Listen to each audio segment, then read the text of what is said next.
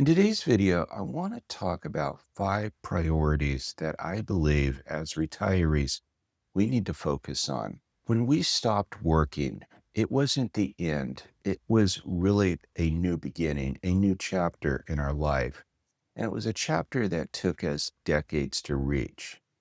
But now that we're here, we want to make sure that we experience this new chapter with as much joy and as much freedom and as much meaning as we possibly can, because we deserve it.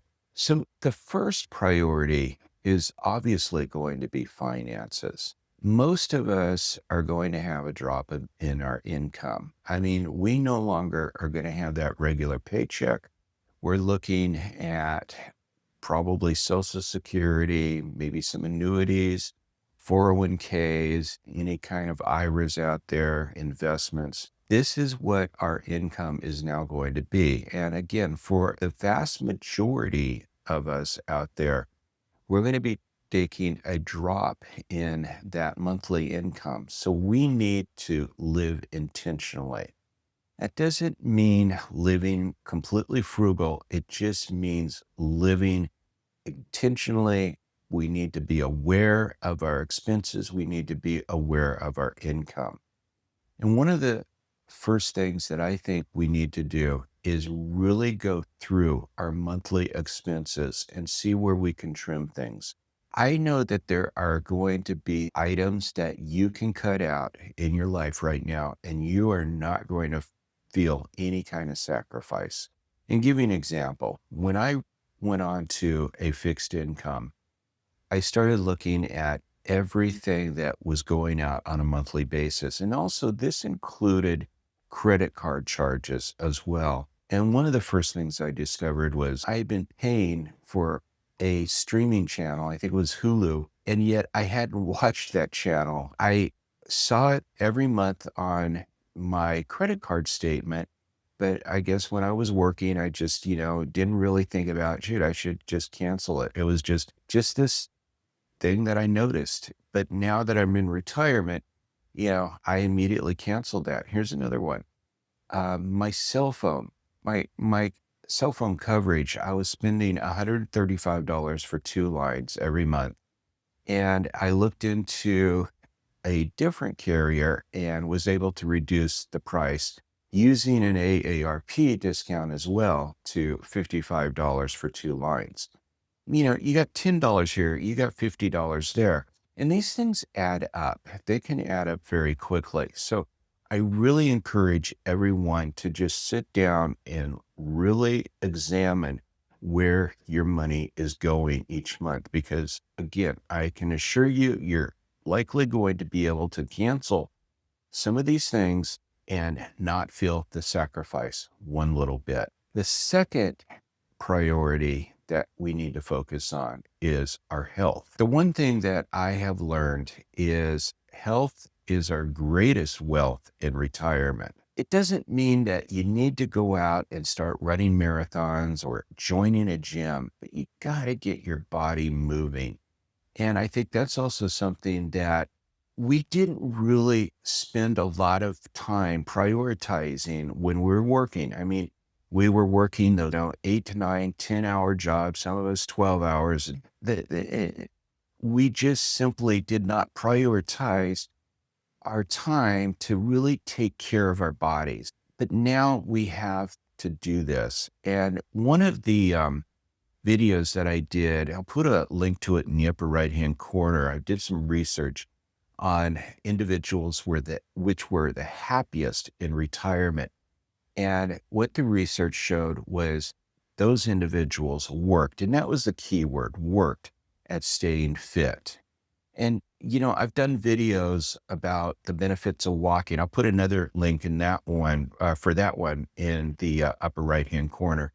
But in that video, I had done some research and I broke down how walking either 30 minutes a day or 45 minutes a day or even an hour a day decreases the risk of certain illnesses like your cardiovascular disease, diabetes, strokes, even dementia and Alzheimer's disease. And when I talk about, these different times that you walk, say for 30 minutes, it would reduce the risk by a certain percentage, 45 minutes a certain percentage, and 60 minutes a certain percentage. But the bottom line is you got to get up and start moving. You can't just be sitting around in that recliner watching Netflix all day. So the third one is a focus on purpose and meaning. I've often said this YouTube channel is my purpose. It is what gets me out of bed every morning. You know, when we were working, we had job titles. Maybe we were a program manager or a network engineer, financial analyst. But now our title is retired. And for some people, and for a lot of people, I think that's kind of a hard title to swallow. And if you think about it, that is not really a title that gets you out of bed each morning. You want to have something that really, will energize you. And it could be volunteering, it could be mentoring, it could be, starting a side hustle or a gig. Another video that I did, and I know I'm flooding the right-hand corner with these, is a video about side hustles that a lot of individuals in retirement will start. These can be, what I would say passion projects that maybe you wanted to explore, but you did not have the opportunity or the time when you were working. And these are kind of projects that maybe you're not going to make a lot of money, but again, it's going to be a purpose that gets you out of bed. In the video that I talked about, the average individual that was doing side hustles, they were really only making about $500 a month. Now, $500 a month, I mean, that could be considerable change when you're in retirement, and it gives you more options of really having a lot of fun out there when you're not working. The fourth one is your social connections. You got to focus on this. And this is really important as well, because if you think about it, when you left your job, you left that network of people, of friends behind. I mean, these were individuals that you've worked with. Many of you would go out and have lunch with them. You had these individuals as a network. Now, I know all of us will have outside of work friends, but you really need to not only start working on those connections. And what I mean by that is you can't wait around for them to connect with you. You need to reach out to them. And that's what I mean by being proactive with your networking connections. Start joining some clubs. If you're going to church, I know that there's members in your church that you probably know, but you really haven't made an effort to connect with them. It could be some groups that you might want to belong to, YMCA, meetup groups. I mean, that's a big one in this area. But I believe Meetup is just about in every area out there. Meetup.com, I mean, there's hundreds of different groups that you may find interest in. For example, I belong to several photography groups. There's hiking clubs, there's meditation clubs, there's art and crafts clubs. There's clubs for individuals over 60. You name it, there's a club out there. And number 5, you need to focus on your personal growth and adaptability. Why is this important now that you stopped working? I know if you've ever followed me, any of my career related videos, I talked about being a continuous learner. You need to be up to speed on the latest trends out there. If you were a programmer and all you knew was C++, you needed to know Python. You needed to spend time being a continuous learner. But the thing is that has not stopped now that you're retired. It's just as important, but now for new reasons. One, it's going to keep your brain active. And there has been a number of studies out there that have shown that just learning new things will decrease your risk of cognitive decline, Alzheimer's disease, dementia. You want to make sure that you have a functioning mind. But the other thing is one of the greatest rewards of retirement is time.